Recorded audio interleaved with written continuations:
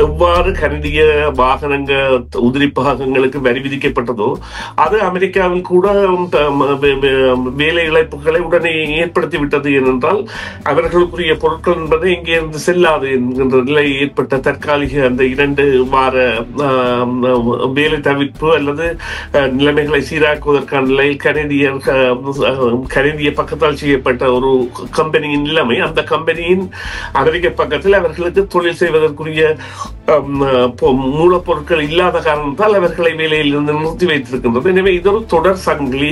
நிச்சயமாக இது அடிப்படை பாதிப்பாளர்களாக அமெரிக்கர்கள் இருக்க போகின்ற அனைத்து பங்கு சந்தைகளிலும் இது ஒரு அவதி நிலையை ஏற்படுத்தி இருக்கின்றது என்பது பட்டவர்த்தனமான உண்மை. இந்த நிலையில் இந்த நீங்கள் குறிப்பிட்ட அதாவது பெரும் பணக்காரர்கள் அவர்களுடைய இலக்கு என்பது இவ்வாறாக சந்தைகள் விழும் பொழுது தங்களால் வாங்கக்கூடிய பங்குகளை வாங்குவது என்பது ஒரு கபடத்தனமான நாடகமாக இப்ப ஈலோன் மாஸ்க் மற்றும் டொனால்ட் ட்ரம்ப் அவர்களால் பார்க்கப்படலாம். சில வேளைகளில் மற்ற கோடீஸ்வரர்கள் அவ்வாறு இல்லாவிட்டாலும் இவர்களுடைய நிலைமை அவ்வாறு இருக்கு. சீனா என்பது அமெரிக்காவின் பொருளாதாரத்துடன் பின்னி பிணைந்து இப்பொழுது பொருதி கொண்டிருக்கின்ற நாடு. காத்திரம், அதிகாரம் மற்றும் அவர்களுடைய ஆளுமை என்பது மிகப்பெரியது. நீங்கள் அதில் உள்ள நாடுகளை எடுத்து பார்த்தீர்கள் என்றால் எந்த ஒரு கண்டமுமே ஆசிய கண்டத்திற்கு அருகில் நிற்க முடியாத அளவு மிகவும் ஆணவமான அதிகாரம் உள்ள ஆதிக்கம் உள்ள ஒரு கண்டமாக அது இருக்கின்றது. எனவே இவருடைய நடவடிக்கைகளில் சில வேளைகளில் மாற்றம் வரலாம் தான் பிற்போடுவதற்காக. ஆனால் அவ்வாறான நிலைமையை காணவில்லை. என்னவென்றால் இந்த நம்பிக்கை இனத்தை ஏற்படுத்திவிட்டார். அதாவது இவர் இவ்வாறு கூறலாம். அவ்வாறு என்றால் இவருடைய ஆளுமையும் இவருடைய அதிகார வர்க்கத்தில் உள்ளவர்களும் தகுதியானவர்களா என்ற கேள்வியை நாடுகளிடையே எழுப்பி இருக்கின்றன. ஏனென்றால் முன் உதாரணம் இல்லாத அல்லது பரிசீலிக்கப்படாத திட்டங்களை கொண்டு வருகின்றார்கள். நான்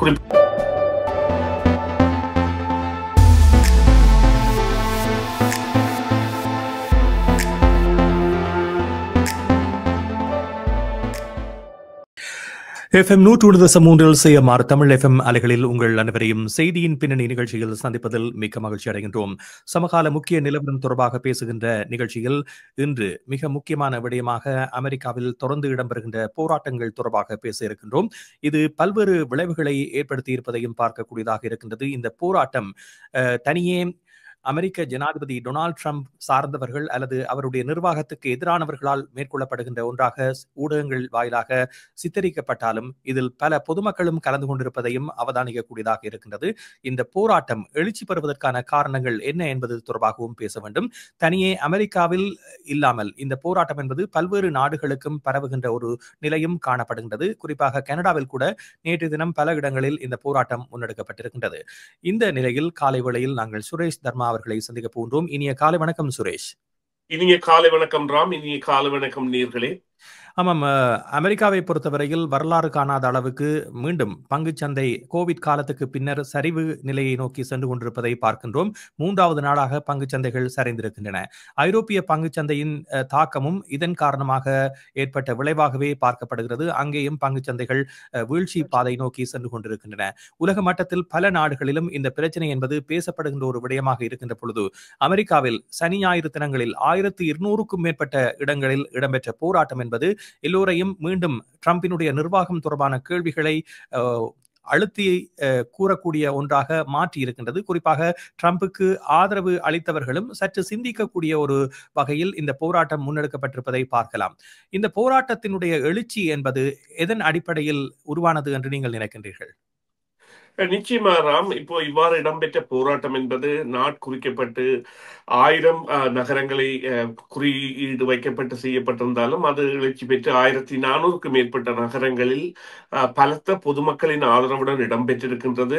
நாங்கள் எவ்வாறு கனேடியர்கள் இந்த எல்போஸ் அப் என்கின்ற ஒரு அதாவது ஹாக்கி விளையாட்டின் பொழுது ஒரு சண்டைக்கு தயாரானதில் தங்களை தற்காத்துக் கொள்ளுதல் நிலைக்கு செல்வோம் என்கின்ற எல்போஸ் அப் என்கின்ற நிலையை எடுத்தோமோ அதே போல அவர்கள் ஹேண்ட்ஸ் ஆஃப் என்கின்ற நிலையில் இந்த போராட்டத்தை எடுத்திருக்கின்றார்கள். இந்த போராட்டமானது நிச்சயமாக அங்கே இப்பொழுது 10% அடிப்படை வரி என்பது விதிக்கப்பட்டு விட்டது. இறக்குமதி செய்யப்படுகின்ற எந்த பொருள் மீதான வரியும் 10% அந்த அடிப்படை வரி விதிக்கப்பட்டு விட்டது. அதனை விட இனி வரும் காலங்களில் இந்த 25% 20% வரிகள் என்பன பொருட்களுக்கு ஏற்ற வகையில் அந்தந்த நாடுகளில் இருந்து வரும் பொழுது விதிக்கப்படும். அவற்றை செலுத்துனராக அமெரிக்கர்களே இருக்க போகின்றார்கள் என்கின்ற நிலைமை வரப்போகின்றது என்பதை தற்பொழுது அறிந்தவர்களாக இருக்கின்றபடியால் தான் இது மக்கள் போராட்டமாக மாறியது. இங்கே குறிப்பிட்டு பார்க்க கூடிய சில விடயங்கள் இருக்கின்றன ராம். அதாவது குறிப்பாக இப்பொழுது இந்த உணவுப் பொருட்களை எடுத்துக்கொண்டால் இப்பொழுது இந்த அவகாடோ மற்றது சில பழ வகைகள், மேலதிக பழ வகைகள் அல்லது இந்த தானிய வகைகள், சலாட் அதில் போடுகின்ற அந்த அதாவது சத்தான தானிய வகைகள் எல்லாம் மெக்சிகோ மற்றும் தென்னாப்பிரிக்க நாடுகளில், மெக்சிகோ அவகாடோ என்பது மெக்சிகோவில் இருந்து வருகின்றது. அது கடந்த 10 அல்லது 15 வருடங்களில் சுமார் 1 பவுண்ட் கொள்வனம் எடுத்ததை ஒரு மாதத்தில் 7 பவுண்டாக மக்கள் மாற்றிவிட்டார்கள் என்றால் அதன் வரவு மற்றும் அதன் தேவை மற்றும் அது உடல் ஆரோக்கியத்திற்கு செய்கின்ற தன்மை போன்றவை. இதனை இவர்களால் பிரதியீடு செய்ய முடியுமா என்றால் நிச்சயமாக இல்லை. அவ்வாறான ஒரு விளைவு தன்மை என்பதெல்லாம் ஏற்பட மாட்டாது. எனவே அதற்குரிய வரி என்பது அங்கே செலுத்தப்பட போகின்றது. அதே போல நான் நினைக்கிறேன் பொலிவியாவோ அல்லது இன்னொரு நாட்டில் இருந்து ஒரு தானிய பொருள் ஒன்று கீனோ என்று நினைக்கின்றேன், அவ்வாறான ஒரு பொருள் அந்த உடல் ஆரோக்கியத்திற்கு மிகவும் சிறந்தது என கண்டறியப்பட்டு அதன் ஏற்றுமதி என்பது பெருமடங்காகப்பட்டிருக்கின்றது. அதே பொருளை இங்கே இவர்களால் விளைவிக்க முடியுமா என்றால் நிச்சயமாக முடியாது. இது போன்றுதான் மற்ற விடயங்களிலும் இப்பொழுது குறிப்பாக கொடுங்கள் ஒரு நைக்கி, அங்கே அவர்கள் இது ஒரு இன்றைய குற்றச்சாட்டு அல்ல, பல 10 ஆண்டுகளாக இருக்கின்ற குற்றச்சாட்டு. பங்களாதேஷில் செய்யப்படுகின்ற நைக்கி தொழிலாளர்களுக்கு சம்பளம் மணித்தியாலத்துக்கு $1. பங்களாதேஷ் ரூபாயில் அது பெரிய ஒரு தொகை. அவ்வாறான நிலைமைகள் இருந்தன. ஆனால் அவர்கள் அவ்வாறான தொகைகளை எல்லாம் தவிர்த்து அல்லது 30% செலுத்தி அதனை கொண்டு வராமல் அமெரிக்காவில் இவர் விரும்புகின்ற மாதிரி எல்லா தொழிற்சாலைகளும் அமெரிக்காவுக்கு வந்துவிடும் என்றால் அமெரிக்காவில் ஒரு நைக்கி தயாரிப்பதற்கான சில வழிகளில் $400 ஆகலாம். அவ்வாறு $400 ஆகின்ற பொழுது $180 அல்லது $200 வாங்கிய அதே சப்பாத்தை ஒருவரால் வாங்க முடியுமா என்றால் இல்லை. அதே போன்ற நிலைப்பாடுகள் தற்பொழுது ஆராயப்பட்டு அறிவுறுத்தப்பட்டு மக்களிடையே சில மாற்றங்களை ஏற்படுத்துகின்றன. குறிப்பாக இந்த ஊடகங்கள் என்பதெல்லாம் பெரிய தாக்கத்தை ஏற்படுத்துகின்ற ஊடகங்களாக இருக்கின்றன. எவ்வாறு என்றால் ஒரு பகுதி சார்ந்தவர்கள் அதை ஒரே தங்கள் சார்ந்த ஊடகங்களை பார்க்கின்ற பொழுது அவர்களுக்கான செய்தி என்பது மறைமுகமாக இல்லை இது ஆரோக்கியமானதாக இருந்தாலும் இந்த பேசுபொருளாக வருகின்ற பொழுது அல்லது நடைமுறை சாத்தியம் உள்ளதாக வருகின்ற பொழுது அவர்களுக்கு நிலைமை விளங்குகின்றது. எவ்வாறு கனடிய வாகனங்க உதிரி பாகங்களுக்கு வரி விதிக்கப்பட்டதோ அது அமெரிக்காவில் கூட வேலை இழப்புகளை உடனே ஏற்படுத்திவிட்டது. ஏனென்றால் அவர்களுக்குரிய பொருட்கள் என்பதை இங்கே இருந்து செல்லாது என்கின்ற நிலை ஏற்பட்ட தற்காலிக அந்த 2 வார வேலை தவிர்ப்பு அல்லது நிலைமைகளை சீராக்குவதற்கான நிலையில் கனடிய பக்கத்தால் செய்யப்பட்ட ஒரு கம்பெனியின் நிலைமை, அந்த கம்பெனியின் அமெரிக்க பக்கத்தில் அவர்களுக்கு தொழில் செய்வதற்குரிய மூலப்பொருட்கள் இல்லாத காரணத்தால் அவர்களை வேலையில் இருந்து நிறுத்தி வைத்திருக்கின்றது. எனவே இது ஒரு தொடர் சங்கிலி. நிச்சயமாக இது அடிப்படை பாதிப்பாளர்களாக அமெரிக்கர்கள் இருக்க போகின்றார்கள். ட்ரம்ப் அவர்கள் ஒரு புதிய கொள்கையை கொண்டு வர விரும்புகின்றார். புதிய அதாவது குறிப்பாக சிங்கப்பூர் பிரதமர் இதை வியாக்கியானம் செய்திருந்தார். உலகையே மாற்றி அமைக்கின்றார்கள், இது குறித்து நாங்கள் அவதானமாக இருக்க வேண்டும். தாங்கள் இவ்வாறான ஒரு குளோபல் எக்கனமி, அதாவது உலக பொருளாதாரத்தில் தங்கி இருப்பவர்கள் தங்கள் நாடு பெரிதாக பாதிக்கப்பட போகின்றது. இது ஒரு எதிர்பார்க்காத மாற்றத்தை அமெரிக்கா இவ்வாறு செய்வது ஒரு அழகிய விடயமல்ல என்று. ஆனால் ட்ரம்ப் அவர்களுக்கு பின்னோட்டமாக பின்பக்கமாக இருப்பவர்கள் அவர்கள் இல்லை முடியும், நாங்கள் எல்லா தொழிற்சாலைகளையும் இங்கே கொண்டு வருவோம், எல்லாவற்றையும் செய்வோம் என்றாலும் அங்கே அதற்குரிய மூலப்பொருட்களும் பணப்பொருட்களும் நுகர்வோரும் அந்த எண்ட் யூசர்ஸ் எனப்படுகின்ற மக்களைத்தான் சென்றடைய போகின்றபடியால் இந்த போராட்டம் என்பது வலுக்கும். ஆனால் உடனடியாக இதனால் பாதிப்புகள் வராத இடத்தும் இது ஒரு பெரிய பாதிப்பை ஏற்படுத்துகின்றது. என்றால் இப்பொழுது டெஸ்லாவுக்கு எதிராக நடைபெறுகின்ற போராட்டங்களை FBI உள்ளூர் பயங்கரவாதம் என்று அறிவித்து விட்டது. இது எல்லாம் சாதாரண விடயமில்லை. ஏனென்றால் டெஸ்லா இது ஈலோன் மாஸ்கிற்கும் எதிரான ஒரு போராட்டம். டொனால்ட் ட்ரம்ப் அவர்களுக்கு மாத்திரமல்ல, இலோன் மாஸ்க் அவர்களுக்கும் அது தொடர்பான போராட்டங்கள் நேற்று 200 இடங்களில் கிட்ட நடைபெற்றிருக்கின்றன. டெஸ்லாவின் பங்குச்சந்தை சரிவுக்கு காரணமாக டெஸ்லாவின் பங்குச்சந்தை என்பதும் 37% சரிந்து விட்டது. இருந்த பொழுதிலும் இந்த டெஸ்லா மீதான இந்த நடவடிக்கை என்பது ஒரு காழ்ப்புணர்வு அல்லது ஹேட் கிரைம் என்கின்ற ரீதியில் அதனை உள்ளூர் பயங்கரவாதமாக அறிவிப்பதற்கு FBI அறிவித்து விட்டது. இருந்த பொழுதிலும் மக்கள் விழித்து இந்த விடயத்தில் செயற்படுகின்றார்கள் என்பதுதான் உண்மை. ஆமாம், உலக பணக்காரர்களை எடுத்துக்கொண்டால் அவர்கள் கூடுதலாக இந்த பங்கு சந்தை நிலவரத்தில் தங்கியிருப்பவர்கள். இவர்களுடைய பங்குகள் வீழ்ச்சியடைகின்ற பொழுது உலக பணக்கார வரிசையினுடைய தரப்படுத்தல் என்பது கூட மாற்றமடைந்து வருவதாக தெரிவிக்கப்படுகிறது. இப்பொழுது இந்த 3 நாட்களிலேயே இந்த பணக்கார வரிசை என்பது மாற்றம் பெறுகின்ற அளவுக்கு இந்த பங்குச்சந்தையினுடைய வீழ்ச்சி பதிவாகி இருக்கின்றது. அவர்களுடைய மனங்களில் ஏற்படக்கூடிய மாற்றம் ஏனென்றால் அமெரிக்க ஜனாதிபதியினுடைய பதவியேற்பு நிகழ்வில் பலர் முன்னணி செல்வந்தர்களையும் அவர் அழைத்து அவர்களுக்கு இடம் கொடுத்து இந்த அரச கட்டமைப்பை அவர்களுடைய முன்னிலையில் அங்குரார்ப்பணம் செய்த ஒரு நிலை காணப்பட்டது.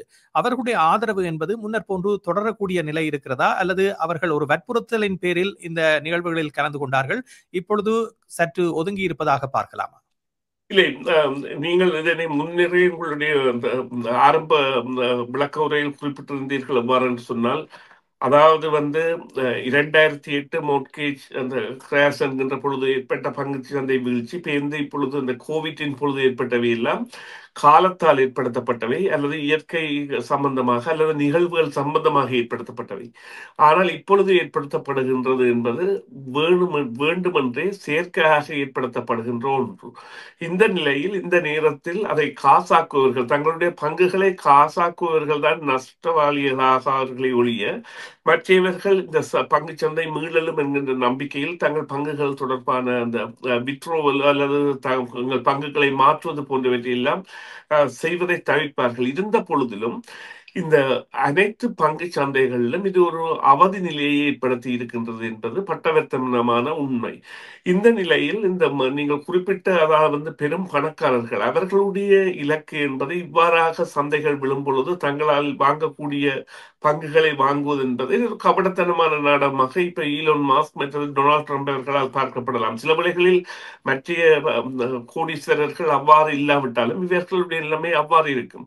இப்பொழுது குறிப்பிடுங்கள், நாளை கனடாவில் உள்ள தானிய உற்பத்தி அங்கே செல்கின்ற தன்மை குறையும் பொழுது இங்கே உள்ள பெரிய தானிய உற்பத்தி நிலையங்கள் அல்லது பெரிய ஆலைகளின் பங்குகள் வீழ்ச்சியும் பொழுது சில வேளைகளில் அமெரிக்கர்களே அதை வாங்கினால் நாளை அது அமெரிக்க கம்பெனி ஆகிவிடும் பெரும்பான்மையாக. அவ்வாறான கபட முயற்சிகள் கூட இடம்பெறும் நிச்சயமாக. என்று சொன்னால் பங்கு சந்தை வீழ்கின்ற பொழுது கிடைக்கின்ற பங்குகள் அனைத்தையும் வாங்கக்கூடிய அளவிற்கு அமெரிக்கா என்று இல்லாவிட்டாலும் டொனால்ட் ட்ரம்ப், ட்ரம்ப் ஃபவுண்டேஷன் அல்லது ஈலோன் மாஸ்க் அல்லது வாரன் பஃபெட் மற்ற போன்றவர்கள் பலரும் ஈடுபடலாம். அதைவிட அந்த கம்பெனிகளின் ஆளுமையை, வீரியத்தை அந்த நாடுகள் உள்ளூர் நாடுகளில் குறைக்கலாம். அதாவது பங்குகளின் வீதங்களை பிறர் வாங்குவதன் மூலம் அதனுடைய அந்த அதிகாரத்தன்மை என்பதில் தாங்கள் ஆதிக்கம் செலுத்தலாம். அவ்வாறான நிலைமைகளை கொண்டு வருவதில் செயற்படுவார்களாக இருந்தாலும் இது செயற்கையாக திணிக்கப்பட்ட ஒன்று. அதுதான் அந்த கவலை தரும் விடயமாக இருக்கின்றது. என்றால் இது ஒரு செயற்கை திணிப்பு.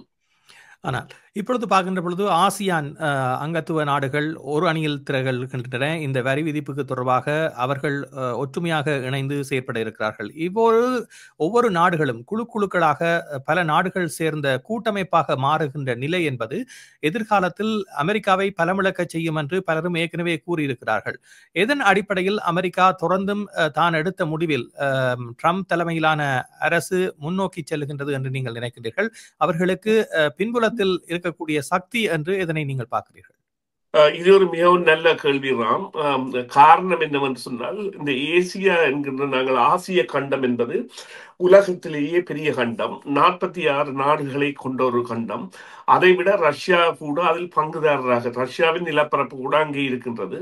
அதோடு இப்பொழுது அந்த ஐரோப்பாவின் இப்பொழுது இஸ்ரேல் மற்றும் மிடில் ஈஸ்ட் என்று நாங்கள் இந்த சாதாரண வழக்கு முறைக்காக கொள்ளப்பட்டாலும் முழு எண்ணெய் வள உள்ள நாடுகள் அனைத்தும் மற்றும் இஸ்ரேல் மற்றது ரஷ்யா மற்றும் ஐரோப்பிய தொடுகையுள்ள டர்க்கி மற்றும் இன்னும் ஒரு நாடு, இவையெல்லாம் ஆசிய கண்டத்தில் வருகின்றன. அதைவிட முக்கியமாக இந்தியா, சீனா, ஜப்பான், கொரியா, பாகிஸ்தான், பங்களாதேஷ் போன்ற நாடுகள். எனவே உலக சனத்தொகையில் அதிக சனத்தொகையை கொண்டதாகவும் உலக பொருளாதாரத்தில் அதிக பலத்தை கொண்டதாகவும் உள்ள ஆசிய கண்டத்தில் எவ்வாறாக இந்த மாற்றங்கள் இடம்பெற போகின்றன என்பது பெரிய ஒரு அந்த இந்த இப்பொழுது புதிய உலக ஒழுக்கில் பெரிய மாற்றத்தை கொண்டு வரும் என்ற காரணம் என்று சொன்னால், இலங்கை கூட அங்கேதான் இருக்கின்றது. இந்த கொண்டு வரும் என்ன காரணம் என்று சொன்னால், இவர்களுடைய முஸ்தீபுகள் என்பன பல வகைகளிலும் அமெரிக்காவை பாதிக்கும். இப்பொழுது இந்தியாவை எடுத்துக்கொண்டால், அமெரிக்காவிற்கு வருகின்ற கடல் உணவுப் பொருட்கள், குறிப்பாக இறால் போன்றவை, அவற்றை அமெரிக்கர்களால் பிடித்து இந்தியாவில் இருந்து வருகின்ற விலைக்கு கொடுக்க முடியாது. இது ஒரு பல பில்லியன் டாலர்கள் பெறுமதியான விற்பனையாக நடந்து கொண்டிருக்கின்றது. இந்தியாவில் இருந்தால் இந்த பொருட்கள் எல்லாம் வரும் என்று சொன்னால், இங்கே உள்ளவர்களால் அவ்வாறு பிடித்து அவர்களுடைய செலவுகள் என்பன பெரிய பாரிய செலவுகளாக இருக்கும். அதே போல கனடா கூட இதில் அதிகளவு ஆதாயத்தை பெறுகின்ற நாடாக இருக்கின்றது. இவ்வாறான செயல்கள். அதே போல சீனா என்பது அமெரிக்காவின் பொருளாதாரத்துடன் பின்னி பிணைந்து இப்பொழுது பொருதி கொண்டிருக்கின்ற நாடு. ஜப்பான், சீனா, தென்கொரியா என்பதை தங்களுக்குள்ளேயே கதைத்து இந்த விவகாரத்தில் தாங்கள் எவ்வாறு செயற்படுவது என்பதை ஆளுமையாக எடுத்து விட்டன. அதே போல எண்ணெய் வள நாடுகளான முழு நாடுகளும் அங்கே இருக்கின்றன. அவர்களுடைய செயற்பாடு என்பதை நாங்கள் அதிகமாக நம்ப முடியாது. என்றால் அவர்கள் இதில் ஒரு துளி கூட பாதிக்கப்படவில்லை. இங்கே பலருக்கும் தெரியாத ஒரு விடயம் என்னவென்று சொன்னால், ரஷ்யாவுடன் போர் நேரத்தில் பல தடைகள் விதிக்கப்பட்டாலும் தொடர்ந்து அங்கே அவர்களுக்கு இடையான பொருளாதார உறவு இருக்கின்றது. சில பில்லியன் டாலர்கள் பரிவர்த்தனை என்பது அமெரிக்காவிற்கும் ரஷ்யாவிற்கும் நடைபெறுகின்றன. இந்த இடத்தில் அமெரிக்கா ரஷ்யாவிற்கு கூட வரி விதிக்கவில்லை. அதாவது கனடா, மெக்சிகோவுக்கு மாத்திரமல்ல, ரஷ்யாவிற்கு கூட தனது பட்டியலில் வரி விதிக்கவில்லை. இருந்த பொழுதிலும் இவையெல்லாம் மாறுகின்ற பொழுது அமெரிக்காவால் தாக்குப்பிடிக்க முடியாத ஒரு நிலைமை வரும் என்று சொன்னால், அந்த பகுதிகளில் இருந்து வருகின்ற பொருட்களின் தேவை என்பது அதிக அளவிலாக இவர்களுக்கு தேவையாக இருப்பது. அது குறிப்பாக அரிசியை கூட குறிப்பிடலாம். அரிசியை கூட குறிப்பிட்டால் அவர்களால் அதனை எல்லாம் இங்கே மீள்பயிர் செய்து இவர்களால் உருவாக்க முடியுமா? அல்லது ரால், உதாரணத்துக்கு தான் ராலை குறிப்பிட்டேன் என்றால் அது ஒரு 10 பில்லியன் டாலர்களுக்கு அளவான ஒரு தொகை பரிவர்த்தனை உள்ள விடயம் என்று நான் நம்புகின்றேன். அப்பொழுது அதே ராலை இவர்கள் இங்கே உள்ள மீனவர்களை கொண்டு பிடிப்பதாக இருந்தால் அதன் விலை என்பது 3 மடங்கு அல்லது 4 மடங்கு உயரும். அவையெல்லாம் சாத்தியப்படாத நிலையில் ஆசிய கண்டம் என்பது இந்த விவகாரத்தில் ஒரு அதிகார பீடமாக மாறக்கூடிய தன்மை இருக்கின்றது. அதே நேரம் அவர்களிடையே ஒரு ஒற்றுமை ஏற்படுவது என்பது தவிர்க்க முடியாதது. நான் இந்த முதல் குறிப்பிட்டது போல சிங்கப்பூர் பிரதமர் குறிப்பிட்ட விடயம், அங்கே ஒரு ஒற்றுமையை வேண்டி நிற்கின்றது. அந்த ஒற்றுமை என்பது வரும்பொழுது நிச்சயமாக ஆசியாவின் அந்த காத்திரம், அதிகாரம் மற்றும் அவர்களுடைய ஆளுமை என்பது மிகப்பெரியது. நீங்கள் அந்த அதில் உள்ள நாடுகளை எடுத்து பார்த்தீர்கள் என்றால் எந்த ஒரு கண்டமுமே ஆசிய கண்டத்திற்கு அருகில் நிற்க முடியாத அளவு மிகவும் ஆணவமான, அதிகாரமுள்ள, ஆதிக்கமுள்ள ஒரு கண்டமாக அது இருக்கின்றது. சரி, இப்பொழுது டிக்டாக் என்ற ஒரு நிறுவனத்தை வைத்துக்கொண்டு வரிக்கான பேரம் பேசல் மேற்கொள்ளப்படுவதையும் ட்ரம்பினுடைய வார்த்தைகளால் பார்க்கக்கூடியதாக இருந்தது. குறிப்பாக டிக்டாக்கை 75 நாட்கள் அவகாசம் கொடுத்து அதனை விற்க வேண்டும். அவ்வாறு விற்றால் வரி விதிப்பு தொடர்பாக சீனாவோடு தான் விட்டுக் கொடுப்புகளை மேற்கொள்வதற்கு தயார் என்ற ஒரு செய்தியை கூறியிருக்கின்றார். இது எதனை எடுத்து காட்டுகிறது? அவர் மாற்றங்களை ஏற்படுத்த வேண்டிய தேவை வருகின்றது. அவர் சில வேளைகளில் இன்றோ அல்லது நாளையோ, சில வேளைகளில் 90 நாட்கள் இடைவெளியை தனது நடவடிக்கைகளில் மேற்கொள்வதற்கான தேவை உணரப்பட்டால் அல்லது அவருக்கு யாராவது அதை அறிவூட்டப்பட்டால், அவருடன் உள்ள பொருளியல் நிபுணர் என்பவர் நடைமுறைக்கு சாத்தியமற்ற விடயங்களை அவருக்கு திணிக்கின்றார். அல்லது இந்த ஒரு நாடு தனது முடக்க நிலையில் இருந்து வெளிவருவதற்கான விடயங்கள் என்று பல 10 விடயங்கள் இருக்கின்றன. அதில் ஒன்றில், அதாவது 10ல் ஒன்றாகத்தான் நாங்கள் இந்த டாரிஃப் என்கின்ற வரியை எடுக்கலாம். அதே வரியை இவர்கள் முதன்மைப்படுத்தி எடுப்பது என்பது மிகவும் ஒரு பாரதூரமானது என்றால், அதற்கு முதல் அந்த அவ்வாறான வரியை விதிப்பதற்கு முதல் எவ்வாறான விடயங்களால் தங்களுடைய பொருளாதார முடக்க நிலையை அல்லது மந்த நிலையை கட்டுப்படுத்தலாம், அல்லது தங்களுடைய இந்த வரவு செலவு திட்ட அந்த பாதக நிலையை கட்டுப்படுத்தலாம் என்பது. அதாவது 34 ட்ரில்லியன் கடன் சுமையை அல்லது இந்த வரி சுமையை இருப்பவர்களாக இருந்தால் தங்களுடைய பொருளாதாரத்தில் மாற்றத்தை மேற்கொள்ள வேண்டும், தங்களுடைய சந்தைகளை விரிவுபடுத்த வேண்டும் என்றால் உலக பொருளாதாரம் என்பது திறக்கப்பட்டு 70 ஆண்டுகளுக்கு மேலாகிவிட்டன. அல்லது இவ்வாறு கூறலாம், 1993 நாப்டா என்கின்ற ஒப்பந்தம் வந்த பொழுது அதன் பாதிப்புகளை பெற்று அதன் பிரயோசனங்களை பெறுகின்ற நாடுகளாக கனடாவில் இருந்து கூட பல தொழிற்சாலைகள் மெக்சிகோ நோக்கி நகர்ந்திருந்தன. அது ஒரு பாரிய பொருளாதார வீழ்ச்சியாக இருந்தாலும் மீண்டு அதிலிருந்து வந்து ஒரு நிலைமையை சரி செய்கின்ற அளவிற்கு வருகின்ற பொழுது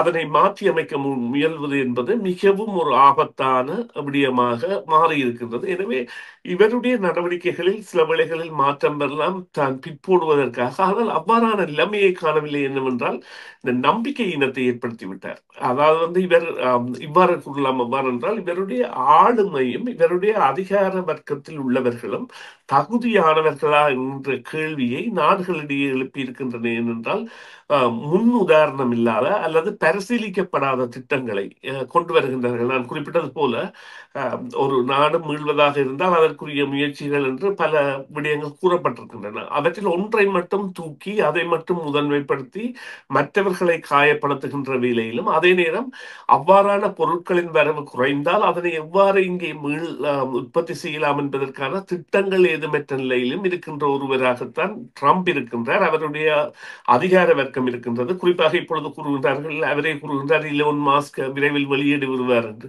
இலோன் மாஸ்க் வெளியேறினாலும் இவருடைய அந்த ப்ரொஜெக்ட் 2025 என்கின்ற ஒரு கபட திட்டத்தை தான் அதில் பங்கு இல்லை என்று ட்ரம்ப் சொன்னாலும் ட்ரம்ப் தான் அந்த திட்டத்தின் முதன்மை நாயகன்.